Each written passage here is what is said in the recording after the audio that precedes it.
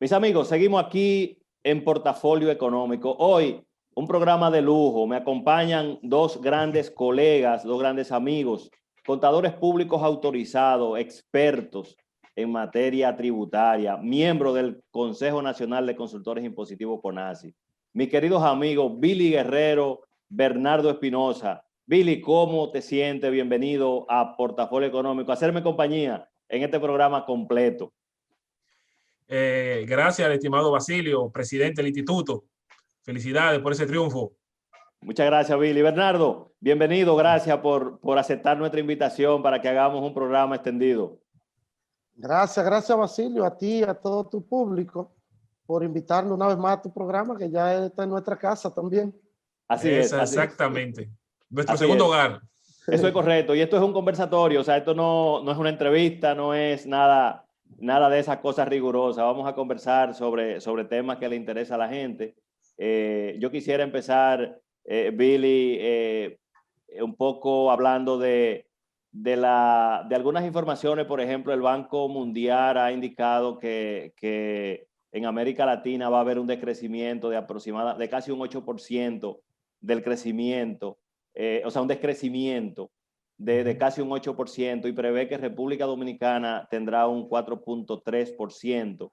¿Cómo, Billy, tú puedes ver esta desescalada económica que va a tener nuestro país y que no es la excepción, que inclusive me lo considero hasta poco? Conservador, diríamos. Así es. En una economía que 50% es informal, un 4.3% sería conservador. No soy economista, pero ya lo que hemos aprendido eso lo indica. Sí, Bernardo, realmente la economía tiene que estar impulsada por tantos temas políticos que deben de ayudar a eso. Políticas fiscales, económicas, que vayan orientadas a reactivar ese aparato productivo que ha estado suspendido, retroceso por la pandemia. De verdad que sí, de verdad que sí. Bernardo, tú cuando vemos esas cifras y mirando, diríamos, y ustedes que son conocedores de la dinámica económica bueno, y lo vivimos en el día a día con los clientes, y por suerte tenemos diferentes sectores los cuales nos permiten quizás tener una opinión como con más peso. ¿Cómo tú ves diríamos, ese decrecimiento que vamos a tener? Y quizá mirar un poco de reposición en el camino, y para cuando uno tendría alguna noticia esperanzadora de reposición, por lo menos. ¿Alguna luz? Sí. Mira, hay mucha incertidumbre. Yo creo que ni siquiera los organismos internacionales pueden precisar cifras. O sea, no sabemos lo que va a ocurrir. O sea, que todo lo que digamos cae en el campo de especulación o de adivinanza, diría yo, porque el efecto de la pandemia ha sido mucho más drástico de lo que se esperaba.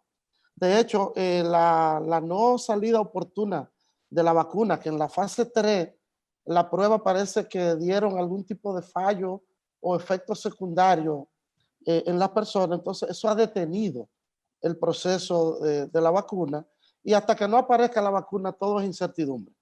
Pero los países continúan, tienen que continuar las economías y el mundo debe comenzar a aperturarse a pesar de la pandemia.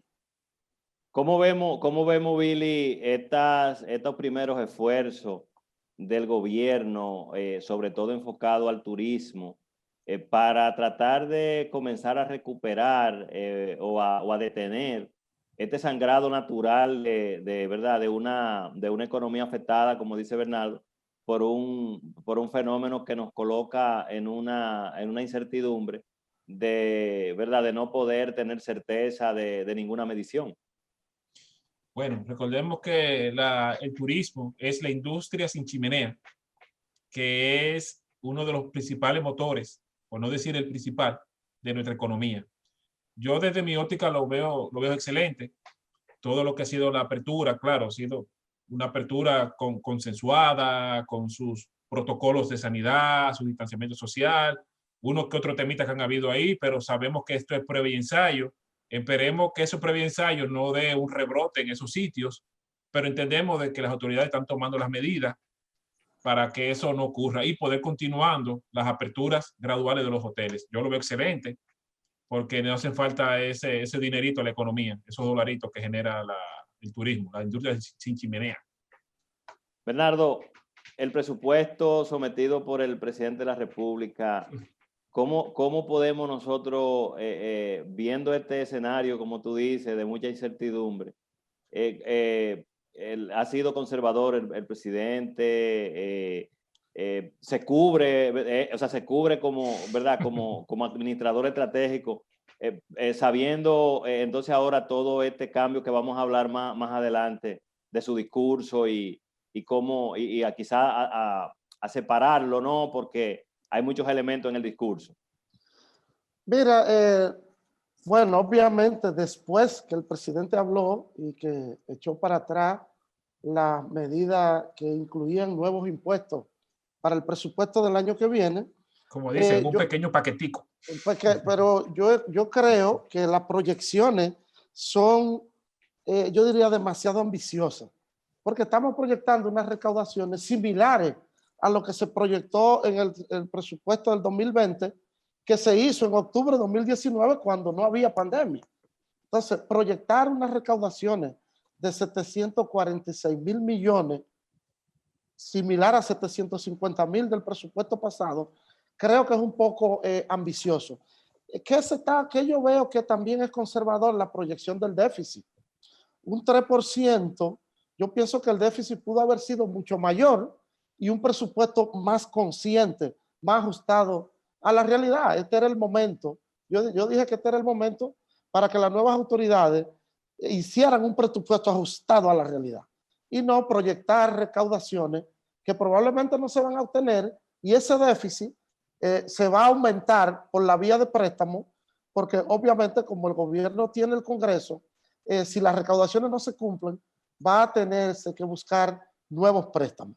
Pero yo entiendo que el optimismo es bueno, o sea, no vamos a criticar el optimismo, pero sí creo que es un poco arriesgado las cifras que se han proyectado.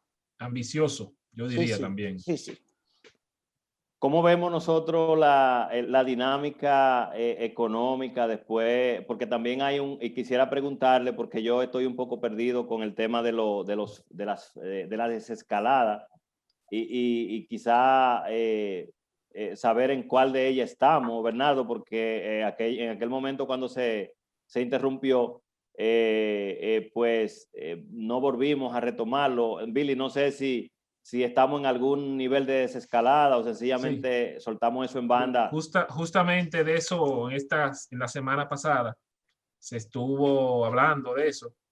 Se hicieron unas consultas, en mi caso particular, y nos respondieron de que todavía continuemos en fase 2 dentro de la desescalada.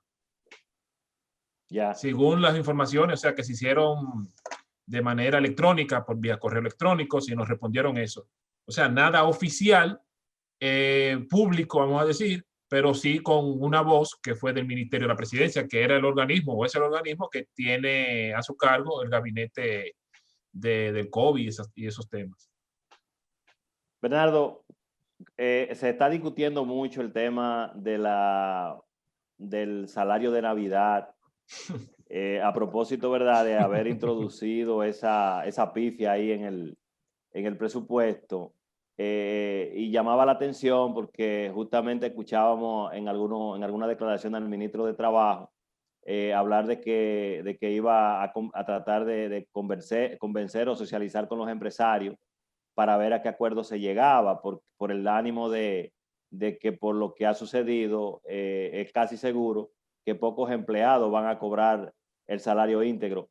Hablemos un poquito de eso. ¿Qué opinión te merece y cuál sería entonces la realidad jurídica del salario de Navidad? Pues Basilio, tú nos estás metiendo en problemas nosotros con los abogados. Sí. Eso es un tema. Nosotros somos contadores.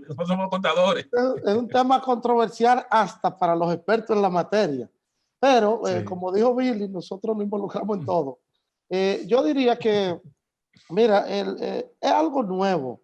O sea, y no hay jurisprudencia en esa materia. Por eso la diversidad de opinión que hay con ese tema. Ahora bien, yo entiendo que el Código de Trabajo es muy claro.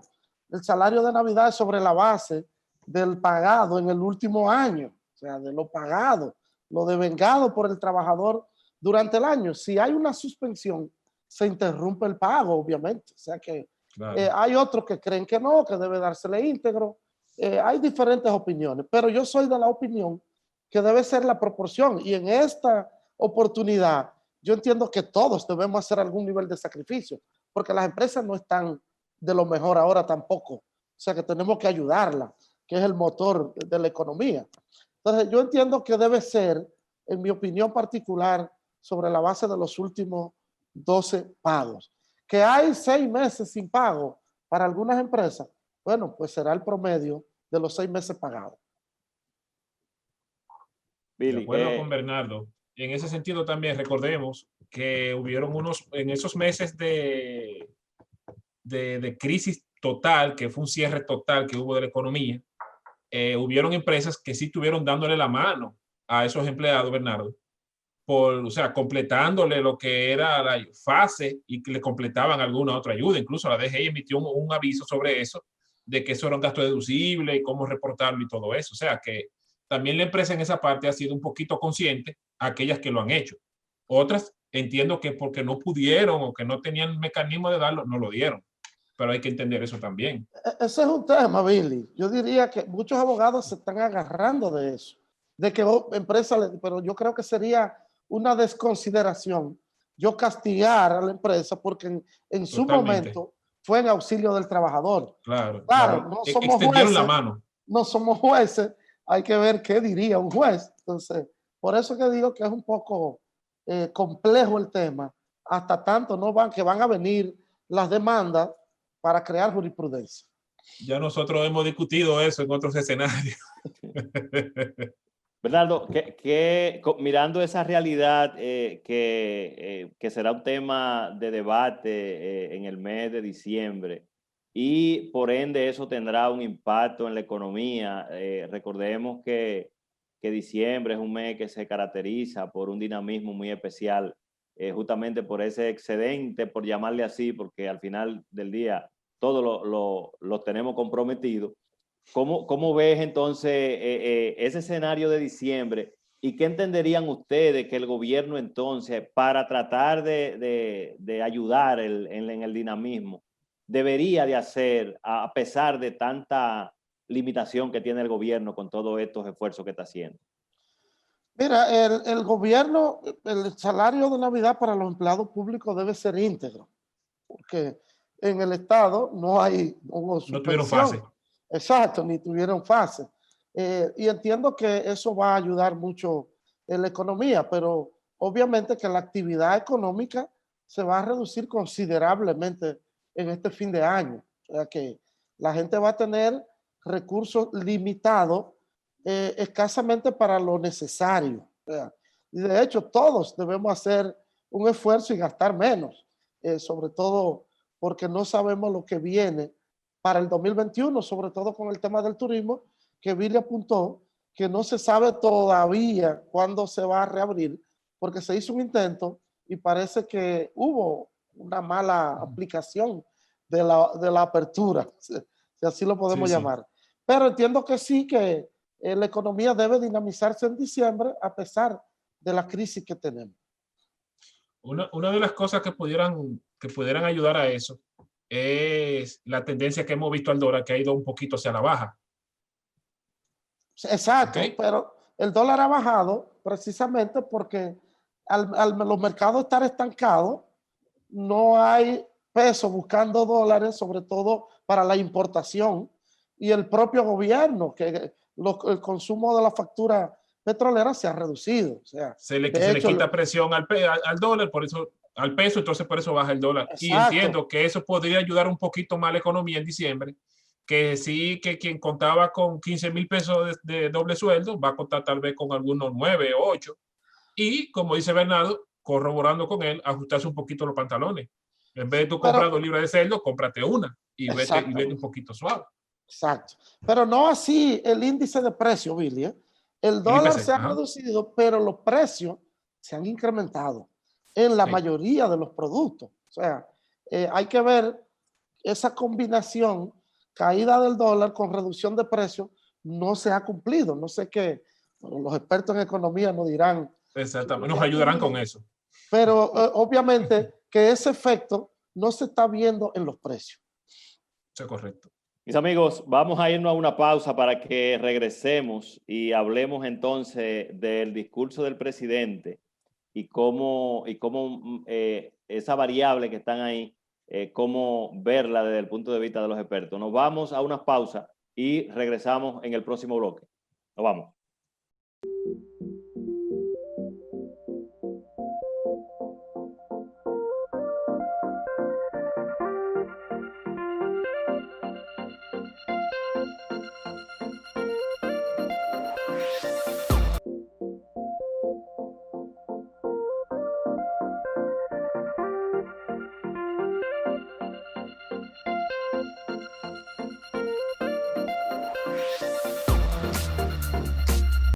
Mis amigos, gracias por seguir con nosotros en Portafolio Económico. Aquí seguimos conversando con el licenciado Billy Guerrero y Bernardo Espinosa, amigos contadores, expertos en materia tributaria.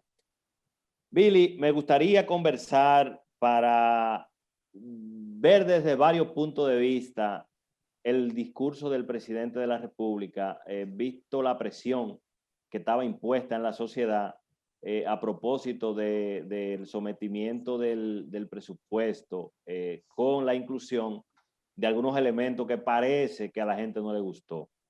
Que no le fue de mucho agrado.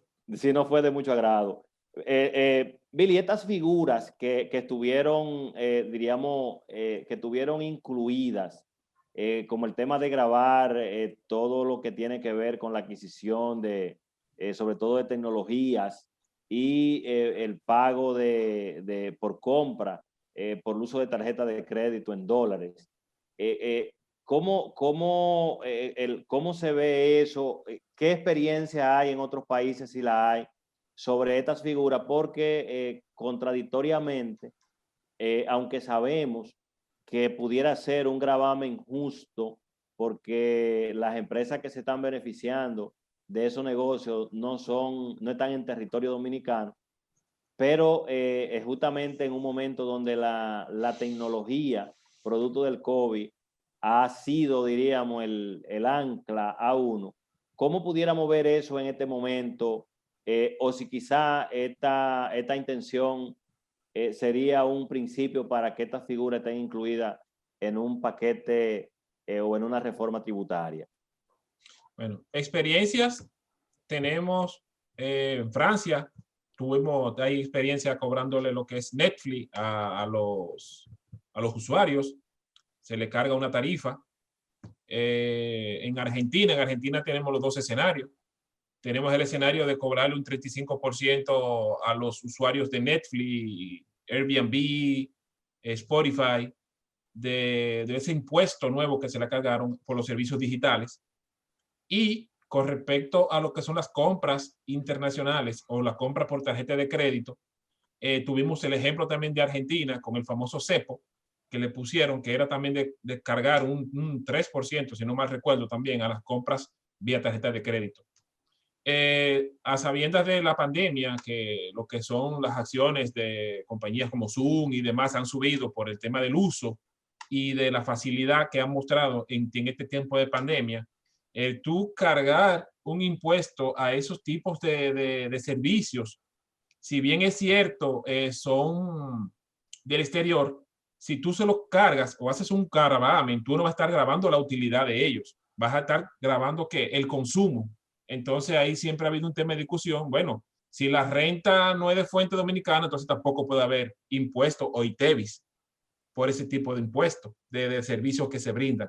Siempre ha habido un tema de contradicción con eso, pero yo entiendo desde mi óptica que en un futuro no muy lejano, con otro temita que tenemos por ahí también que vamos a conversar hoy, creo que eso debería de incluirse en esa figura que se va a tratar, para tratar de establecer algún tipo de impuesto a esas grandes compañías de streaming para que paguen por su uso aquí, porque ellos están surgiendo un beneficio, aunque sea una presunción de renta, pero que paguen por ese uso que están teniendo aquí, por ese beneficio que están teniendo.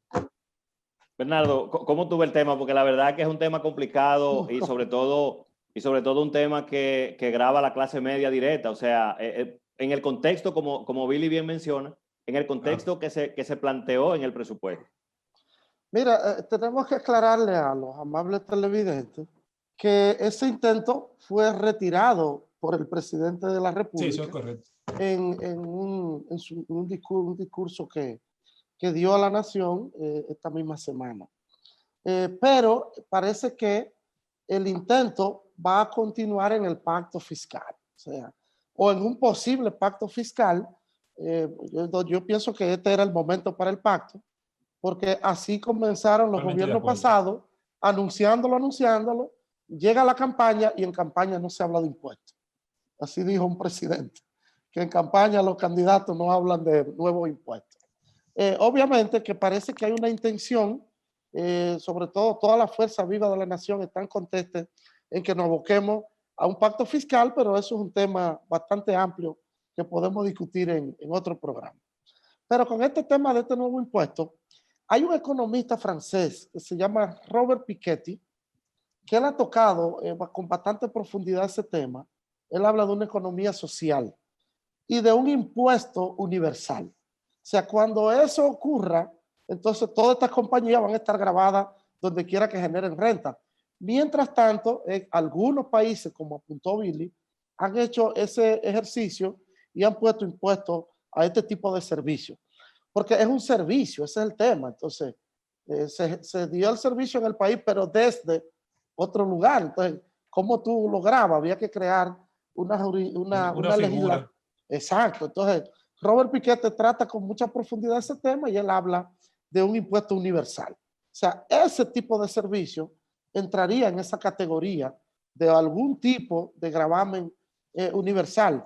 Pero es un tema para discutirlo bastante amplio y vamos a ver qué ocurre cuando se comiencen las discusiones para el pacto, si se van a incluir estos temas. Dentro del marco de la OCDE se está discutiendo lo que es el impuesto digital, que incluye esas grandes compañías de streaming y todo eso, y también de la normativa BEPS. También hay algo de BEPS, no me recuerdo cuál BEPS específicamente, que también trata eso, porque independientemente tenga donde esté el servidor, o sea, tú estás teniendo una renta en un país, que tú deberías de pagar por lo menos lo que es una presunción, como establece el código, de esa renta que tú estás percibiendo. Pero totalmente de acuerdo con Bernardo, y eso es correcto. Bernardo, ¿cómo evaluamos el discurso del presidente desde el punto de vista de ese retiro o de escuchar, como muchos han aplaudido a los sectores? ¿Cómo podemos nosotros evaluar eso? Hay quienes tienen una posición quizá no tan a favor del pueblo, o sea, dicen, bueno, que se equivocó y por ahí se van y realmente quizá no están valorando lo bueno de escuchar y ponderar, porque ¿verdad? El errar es de humano. Correcto. Mira, la clase media fue la que le dio el triunfo al gobierno actual. O sea, sobre todo los efectos de las reuniones de la Plaza de la Bandera, que no eran los pobres que estaban ahí protestando, o sea, o los más pobres. Y obviamente que hizo un ruido que llegó al presidente y tocó esa celda sensible de los políticos. O sea, yo valoro como positivo el hecho de que se haya retractado el presidente, como tú apuntas, errar es de humano y él reconoció. Ahora, ¿qué es lo que a mí me preocupa? Y yo no quiero que me tilden este comentario como político, porque estamos hablando en el aspecto técnico. Me preocupa el equipo económico. O sea, el entorno del presidente, donde se entiende que son personas bastante versadas, tanto en la materia como en todo lo que tiene que ver con el desempeño de la economía, y que hayan cometido errores así en el inicio de un gobierno y en el marco de la crisis que tenemos. O sea que yo espero que eso haya sido solo un intento y no que esa sea la línea de pensamiento del equipo económico del gobierno. Bueno, recordemos que esos retiros, todos esos impuestos, hay uno de esos específicamente que un poquito controversial, pero que yo estaría de acuerdo, sería el del 8% que estaban estipulando para aquellas empresas, grandes empresas y cadenas que tuvieron unos ingresos o unos beneficios extraordinarios fruto de la pandemia. Desde mi óptica, yo sí estoy de acuerdo con esos. De que aquellos que más, porque mientras más ganan, más deben de pagar. En ese sentido, yo estoy de acuerdo con ese, de que ese no deberían de haber retirado. Y dándole las gracias a la Barrick, que fue la que a través de un convenio lo va a dar unos anticipos, unos 45 millones por adelantado, según dijo el director de la DGI en esta semana también, de dólares, para fines de ir pagando o anticipando esos futuros beneficios por lo que son los impuestos de minería, y que por tal razón eliminaron todo lo que son los impuestos, esos pequeños paqueticos que tenía el gobierno para implementar en el presupuesto 2021. Reitero, estoy de acuerdo con que el 8% lo dejen, para que graben esas grandes empresas, esos grandes consorcios que hicieron mucho dinero en la pandemia, porque mientras usted más gana, usted debe más de pagar, que es lo que dice un principio de constitucionalidad. Sí, Billy, mira, hay precedentes, no sé en el país, creo que tú comentaste que sí, que hay un precedente en República Dominicana de ese tipo Cuando de Balaguer, impuestos, exacto, pero en otros países ha ocurrido, sobre todo en situaciones de claro, crisis. Pero recuérdate que el impuesto sobre la renta es progresivo. sí, O sea, claro. mientras más tú ganas, más pagas. O sea que tú me estás grabando la renta, como quiera yo voy a pagar más por la Claro. tasa. O sea, establecer un impuesto adicional, entonces el empresario te va a decir, entonces cuando hay una crisis, tú tienes que darme ese beneficio para atrás también. Entonces, es un tema. Se puede discutir, pero esa es mi posición. Ejemplo, en Venezuela existen lo que son las unidades tributarias para fines de calcular el impuesto o la tasa que te toca. A mayor unidad tributaria, mayor impuesto tú pagas. Entonces aquí no, aquí lo hacemos flat o directo, que Exacto. es el Pero eso, 27% del beneficio. sí, habría que cambiar la ley o introducir No, una ley. pero no Nueva. ponerle un 8, pero negociar entre un 4, un 3 adicional o un 5, por ahí más o menos, pero que paguen un poquito más, esas que más generaron beneficios. Y recordar también, Billy, que es un periodo, ¿eh? Tú Claro, tuviste claro, tres no un meses de periodo, bonanza, 3 meses de solamente ese bonanza. periodo. ¿Cómo tú me vas a medir los 3 meses de bonanza para calcularme ese impuesto? Si en enero y febrero y marzo mi situación era normal y ya eso volvió a la normalidad, sobre todo para los supermercados, que han sido los más beneficiados. Ya en septiembre, Laboratorios y otros nosotros tipos tenemos de clientes de negocios. laboratorios y supermercados, pero tú ves que la curva ya en junio, julio volvió a la normalidad. Entonces, ¿cómo tú me vas a medir esos 3, 4 meses para calcularme un impuesto? Recuérdate, Bernardo, que esos 3 o 4 meses fueron muy abundantes. Sí, sí. Esa curva fue ni la de Roger Clemens, fue una curva muy fuerte que tuvieron y que realmente hubo mucha bonanza. Sí, Es y un tema. todos debemos colaborar con la crisis. Por eso Sí, es lo que sí. digo. Definitivamente, esa es yo creo que esa es la línea de todos, porque realmente nos afecta a todos, Así es. el no retomar camino. De hecho, fíjate, Bernardo, que y como bien plantea Billy, hay sectores que de alguna manera han experimentado un buen nivel, pero cuando vemos entonces en todo el colateral, hay muchos problemas. Entonces, hay una situación. A mí me gustaría que nosotros hiciéramos un pequeño análisis del discurso del presidente, pero un análisis técnico con respecto a diríamos, es cosa poco común que un presidente sea tan crítico, tan duro. Por ejemplo, en el caso de la Cámara de Cuentas. Eh, y bueno, ahí está la sociedad, que es la gran evaluadora de las acciones de los funcionarios y de las instituciones. Pero me gustaría que nosotros hiciéramos un análisis enfocado a lo técnico de cómo valorar el discurso del presidente con respecto a su posición, porque ya ahí no es percepción. Él fijó una posición Claro. con respecto y creo que eso ¿verdad? No nos compromete el analizar eso, Bernardo, porque diríamos, una posición de si hizo o no hizo, y bueno, y si han presentado informes, por lo menos públicamente no se conocen en la gran magnitud. Mira, yo lo veo un poco arriesgado. Ahora, el discurso tiene un componente político muy alto. O sea, que debería analizarse en el contexto político, pero nosotros no somos analistas políticos. Pero tiene un componente alto porque hay una demanda de la población. La gente está pidiendo que hayan acciones, que caigan cabezas. Salir un presidente a decir eso puede ser muy arriesgado porque él no es la justicia. Entonces, y hablando de independencia, que él ha hablado de independencia y de hecho ha mostrado ese interés con el nombramiento de la procuradora, pero lo siento un poco arriesgado para un presidente decir y dar datos y dar cifras de posibles desviaciones. Lo veo un poquito arriesgado, pero él dijo lo que la gente quería escuchar.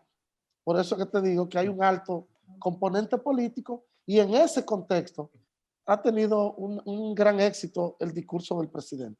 Ahora la oposición lo ve de otra manera, pero la mayoría de la gente vio como muy positivo. Se vio un presidente con carácter, que eso era algo de lo que se le criticaba como candidato, que era un presidente medio blandengue, le decían no. Él habló y habló duro, o sea que y claro. Y habló con fuerza. Habló con fuerza, dio un mensaje. La gente quería escuchar eso. Ahora, detrás de eso deben venir las acciones, porque el pueblo lo está vigilando muy de cerca las nuevas autoridades.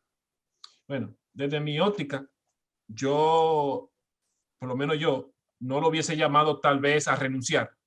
Yo lo hubiese sometido a lo que son los juicios políticos, porque ya aquí ha habido precedentes de que se han enviado a juicios políticos a la Cámara de Senado y Diputados a expresidentes y vicepresidentes de la Cámara de Cuentas. Eso ocurrió hace un tiempo. Entonces, dado ese precedente que ha habido, yo lo hubiese, claro, con todos los argumentos que puedan tener ellos, porque ellos son los que conocen, y someterlo a un juicio político, no llamarlo a renunciar, porque eso sería como una presión del primero presidente, o sea, del Poder Ejecutivo, hacia un organismo independiente que lo colocaría contra el de la pared. Miren, yo entiendo de que los funcionarios de la Cámara de Cuentas no han hecho su trabajo, yo voy a proceder a instaurar o a enviar hacia un juicio político, como ya ha ocurrido, y que ellos tomen las acciones del lugar. Eso sería lo único que yo podía criticarle sobre ese aspecto al presidente, de que él tenía que haberlo sometido a un juicio político. Muy de acuerdo. A la Cámara de Cuentas y a la Cámara de Senado. Es una interpelación que ya se ha hecho. Bernardo, interpelación, exactamente. Desde el punto de vista técnico, diríamos la estrategia que ha utilizado el gobierno, diríamos, con todas las instituciones, de minar, si se quiere, de solicitud de auditoría a una Cámara de Cuentas que parece que en su estructura, ¿verdad? Y entiendo yo, y por nuestra capacidad técnica, sabemos que es muy difícil tú responder a menos que ellos inteligentemente no hubiesen borcado una solicitud masiva de firma de auditorías a concurso para apoyarse rápidamente, que debió de ser una estrategia ante la solicitud masiva de abrir un concurso masivo. Bueno, me están solicitando 200 auditorías, pues entonces déjame yo cubrirme y llamar a concurso rápidamente, porque humanamente, visto inclusive los mismos informes que la Cámara de Cuentas ha presentado, está muy atrás con las auditorías. O sea, auditoría, Billy, por ejemplo, yo estuve dándole seguimiento a la Junta Central Electoral y la última que tiene desde el 2016. O sea, entonces estamos hablando que han transcurrido 4 años y la Junta, por ejemplo, no se ha vuelto a auditar. Entonces, ¿cómo ustedes ven esa hondanada de solicitud de auditoría y la respuesta entonces de la Cámara de Cuentas ante toda esa solicitud? Mira, nosotros estamos de acuerdo en que las instituciones del Estado deberían ser auditadas anualmente, como Sí, los estados financieros. como las empresas privadas, exactamente. Como una empresa. y ser presentada antes del próximo presupuesto, para darle un Totalmente de tiempo, o sea, acuerdo. durante el periodo anterior, antes del presupuesto, porque de ahí va a depender pues, probablemente la asignación de recursos. Ahora, ha habido una confusión en el gobierno, porque el gobierno lo que ha pedido es que la Contraloría haga la auditoría. Y la Contraloría es el órgano interno, no puede hacer auditoría externa y está pidiéndola a través de la Contraloría, que de hecho el instituto reaccionó ante eso muy positivamente. Ahora, como tú apuntas, Basilio, la Cámara de Cuentas está auditando a 6 y 8 años atrás. ¿Para qué sirven? O casos puntuales que sean de interés político, nada más. O sea que yo pienso que es una gran oportunidad también. Y que todavía no se tienen los resultados de esas. Y todavía no se han presentado resultados. Hay una gran oportunidad, Basilio, para los contadores, y tú como nuevo presidente del instituto, debe impulsar eso y que las auditorías se hagan todas anualmente con firma y contadores privados. O sea, en una gran alianza con el Instituto de Contadores, el gobierno debería comprometerse a eso. Y eso va a ser un ejercicio de transparencia muy interesante, sobre todo para este gobierno que está aspirando a eso. Aprovechar esas intenciones y diríamos esas acciones que está empezando a dar y señales que está dando el presidente de la República. Sobre todo aprovechar la ley de los APP, de la alianza público-privada. Exacto. O sea, incluirnos ahí, Basilio. Claro, Basilio. Así es. Claro, eso es, claro. no, vamos a tomar eso en cuenta y en los próximos días estaremos conversando, Bernardo y Billy, sobre estas iniciativas, porque me parece que todo lo que sea contribuir a que el país avance, a que el país sea transparente es una responsabilidad de todos. Así mismo. Excelente. Mis amigos, vámonos a otra pausa y regresamos entonces para que hablemos de DGI, hablemos de impuestos, que ahí sí hay temas que ustedes se van a la vida. Nos vamos arriba y regresamos en unos minutos.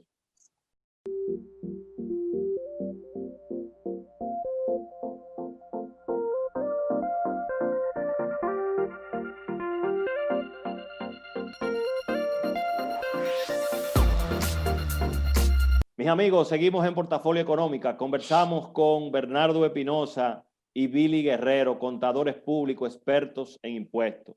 Bernardo, estuvimos en esta semana en una actividad que el director de impuestos internos o la dirección de impuestos internos había convocado a los líderes empresariales y sectoriales. ¿Cómo podemos nosotros valorar, Bernardo, esta actividad? Tú que estuviste ahí, pudiste conversar con el director y con algunos funcionarios, y de hecho funcionarios amigos del área financiera, te vi conversando con algunos cuantos de finanzas, de Hacienda. ¿Cómo podemos evaluar esta actividad convocada por el licenciado Veras, director de impuestos internos? Luis Vera. Mira, yo valoro como muy positivo ese encuentro, a pesar de que nos llevaron a decirnos lo que se iba a publicar. No fue a discutir ni a opinar, o sea, a presentar la norma. Fue un ejercicio, yo diría que de deferencia con la mayoría de los sectores que participaron en el borrador, en la elaboración de la norma y que opinaron y que trataron de recoger lo más que se pudo. O sea, y ese encuentro con la prensa y con ciertos sectores que estaban representados ahí, yo lo valoro como muy positivo porque es una apertura que estábamos deseando nosotros, los contadores. O sea, habíamos sido maltratados, Billy, en el pasado reciente. Y de verdad que yo en lo personal lo felicité al director por la convocatoria y era decir, miren, este es el resultado de lo que todos hicimos, y lo presentó. O sea que lo valoro como muy positivo. Billy, ¿qué se quedó de la consulta? Según vimos, fue muy bondadoso según lo que se pudo observar. ¿Qué cosa se quedó que se entiende que era importante de estas recomendaciones que hicieron, por ejemplo, ustedes como expertos de impuestos a través del CONACYT o de otras organizaciones? En el caso de Bernardo, por la ASI de Santiago. ¿Qué cosa quedó enganchada que no fue atendida? Mira, una de las cosas que yo entendía que podían haber hecho y que le iba a generar mucho más recursos era el fraccionamiento del pago de la amnistía. que en todas las otras amnistías siempre ha habido facilidades de pagos. Si te da a pagar 3 millones de pesos por concepto de amnistía, te podía, mira, págame un 50 adelante, un 35, un 40 adelante y lo otro pónmelo en 4, 5, 6 cuotas, porque nadie a veces tiene ese dinero tan fácil así. Yo creo que eso fue una de las cosas que se quedó y que entiendo que podría restarle tanta facilidad a la amnistía, de que más contribuyentes se puedan acoger. Eso fue la partecita que yo creo, y creo que la DGI podía haberlo hecho, porque ellos tienen los mecanismos para poder poner esa parte. Eso Bernardo, fue lo que yo creo que se le quedó. La amnistía, ¿en qué consiste? Diríamos, muy sencillo, que la gente lo pueda entender. ¿Cómo sería el mecanismo? Mira, se está hablando de una especie de no reglamento, porque tú no le puedes hacer un reglamento al reglamento. A una norma. La norma es el reglamento, precisamente, de aplicación, pero sí un instructivo, que se está hablando de un instructivo que va a publicar la DGI para facilitar el entendimiento. Pero de manera simple, ya conocíamos la ley 4620, que fue modificada por la 6820, la 4620, era una ley solo para transparencia patrimonial y pagando un 2% del valor revaluado o declarado, tú que transparentaba su partida o su patrimonio. Luego eso fue modificado por la 6820 a raíz de la pandemia en el presupuesto complementario, y aquí lo que se incluyó fue algunas facilidades de pago y la extensión del periodo por el tema de la pandemia. En la 22220, que es el segundo presupuesto complementario, aquí es que se incluye la amnistía, en 2 artículos se incluye la amnistía y se amplía un poquito el tema de los plazos de pago, que no estaban claros, que se estaba pidiendo un 40% y esto da hasta 12 cuotas iguales. Ahora bien, ¿cómo puede acogerse la gente? Bueno, la gente tendrá la oportunidad o de transparentar, de revaluar o de amnistiarse o de pagar deudas de manera indistinta cada una. En lo anterior, separadas. Sí. Exacto, separadas. Autónoma, como dice la magistrada, de manera autónoma. Sí, entonces, a cualquiera de las opciones. Antes te estaba vinculando en la transparencia con la amnistía. Ahora puede hacerse de manera separada. Y que en la norma sea clara que va a haber un crédito. O sea, y ahí quiero apuntar, Billy, que hay otra cosa que se quedó en la norma, que pudieron haberlo resuelto. Y es, si tú me dices que pague el 70% por las deudas estimadas, determinadas o el recurso, entonces hágamelo a lo mismo con las deudas que yo presenté con las declaraciones voluntarias, porque no es justo entonces. Tú estás premiando al que incumplió. Tú sabes que lo que pasa con ese sentido es que no es lo mismo que yo te determine la renta y que yo entienda de que eso es el impuesto, y otra es que sea tú que me digas cuánto es el impuesto, porque hay cierto grado de realidad o de verdad en lo que tú me dices y lo que yo te digo. Por eso es que te ponen, mira, págame el 70 de lo que yo te determiné, porque eso fue lo que yo determiné, no lo que tú me dijiste. Entonces, ahí es que viene un poquito la diferencia entre el 100 de uno y 70 de otro. Ahí es que radica más el tema. Sí, pero estoy premiando el incumplimiento. No el incumplimiento. Tú estás premiando. Acuérdate que yo estaba omiso y me determinaron. Bueno. Yo estaba omiso. Sí, pero tú estabas omiso, ya tú estabas en falta. O pagaste mal, o pagaste mal. O tuve algún incumplimiento y la administración me determinó de oficio. Sí, okay. Si te terminó de oficio, ya fueron ellos los que lo hicieron. Entonces, mira, de lo que yo te determiné, págame el 70. Ahora, si fuiste tú que me lo declaraste, no, págame tú el 100, porque eso fuiste todo lo que tú declaraste. Perfecto, pero acuérdate la facultad de fiscalización que tiene la administración. O sea, yo presenté, tú pudiste haberme fiscalizado y decirme, no, eso no era lo que tú tenías que hacer. Claro, Bernardo. Si no lo hiciste, por eso es que lo están haciendo. Como yo te fiscalicé, de lo que yo te fiscalicé, págame el 70. Eso es lo que ellos están haciendo. Tú tienes un punto que es correcto. O sea, tú me estás, al que no cumplió, tú lo estás premiando. O al que cumplió mal, vamos a decir. Y entiendo que pudo haber una cuota ahí. Bajo esa óptica fue que lo hicieron. Y en ese contexto, con el tema del crédito, que es uno de los temas más novedosos. ¿Cómo va a funcionar igual con el promedio de los 3 años? Explica un poco esa parte ahí. Mira, lo que dice la norma es que yo voy a pagar el 3.5% del promedio de los ingresos operacionales del año, de los últimos 3 años, 17, sí. 18 y 19. Sí. Ahora bien, y de igual manera, el impuesto liquidado, hay un tema ahí que no está claro, pero entendemos que por lógica debe ser el impuesto liquidado. Porque imagínate... Tú lo pagas o líquido o con créditos. Yo creo que era tú que ponía un ejemplo de que si yo tengo un crédito porque le vendí al Estado, tengo un crédito por una retención, entonces no puede ser el impuesto pagado, porque puede que no me deje pagar, pero en situaciones iguales, dos empresas pueden... No, igual también si tú tuviste incentivos fiscales o por incentivos de cine, renovable, todo eso fueron créditos que te autorizaron. Entonces vamos a asumir que es el impuesto liquidado, aunque no, sí. no está claro todavía. Estamos esperando el intuitivo. Entonces el promedio de los últimos 3 años del impuesto liquidado es lo que fungirá como crédito fiscal. No está claro qué va a pasar si mi tasa efectiva o mi impuesto pagado es superior al 3.5.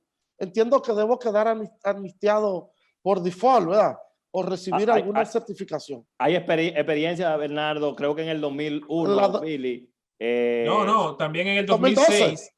No, el 2006. En el 2006, cuando la amnistía de los comprobantes fiscales, que era por la tasa efectiva de tributación, aquellos contribuyentes que tenían una tasa efectiva de tributación por encima de su sector quedaban amnistiados automáticamente y sin pagar nada. Sin pago adicional, correcto. Periodo que incluye esta amnistía. Ok, eso fue aclarado ahora en la norma. Sí, ya está claro que es 2019 y todos los demás para atrás. O sea, todos los no prescritos o vigentes hasta 2019. Solo queda abierto el 2020 para las empresas que se acojan. Ahora bien, hay un tema con los de marzo y junio que pudo haberse incluido por lo menos el cierre a marzo, que tiene 9 meses del 2019. O sea que ahí hay un tema. En el caso de estas que son fraccionados, en el caso de las de junio, entonces tendrían 6 meses y así sucesivamente. Correcto. Pero todos son los que cerraron a marzo 2019. O sea, marzo 2019, junio 2019 y septiembre 2019. Correcto. Esos son los periodos que van a estar cerrados. Bernardo tiene un punto y fue algo que se discutió de que, bueno, perfecto, pero las que cerraron en marzo 2019, desde abril 2019 hasta marzo 2020, ya tienen 9 periodos que corresponden al 19. Al 19. De junio igual y septiembre. Bernardo, nos quedan, y Billy, nos quedan 2 minutos, 1 minuto cada uno. ¿Qué exhortación a los contribuyentes con respecto a esta ley que ya está, diríamos, 100% en marcha porque tenemos la norma publicada? Costo-beneficio. Que analice cada cual, que analice sus costos-beneficios y valorar también el tema que no se mencionó, que hay una renuncia de las pérdidas y una renuncia de los saldos a favor, que es importante que nosotros ya por lo menos lo digamos aquí. Costo-beneficio, Bernardo. Perfecto, sí. Pero queremos decirle a los amables oyentes que es una gran oportunidad. Sí. O sea, no lo dejen de lado, evalúenlo. Es un tema económico que cada quien, como dice Billy, deberá valorar la posibilidad de la acogencia o no, porque es voluntaria, es una ley voluntaria y transitoria. Ahora, es una gran oportunidad.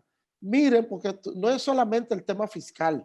Tú tienes una oportunidad para corregir tus estados financieros ante los organismos reguladores, ante el sistema financiero, ante los accionistas, en sentido general.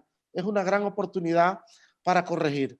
Hagan su evaluación, su análisis, auxíliense de expertos. No es tan sencillo el análisis, tienen que auxiliarse de expertos y tomen la decisión en función a su conveniencia.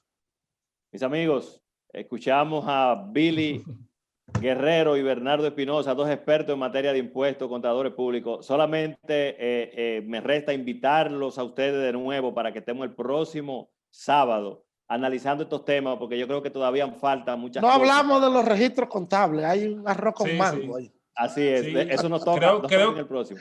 Que para la próxima será el pacto fiscal y los registros contables. Así es. Mis amigos, gracias y nos vemos en el próximo programa. A ustedes.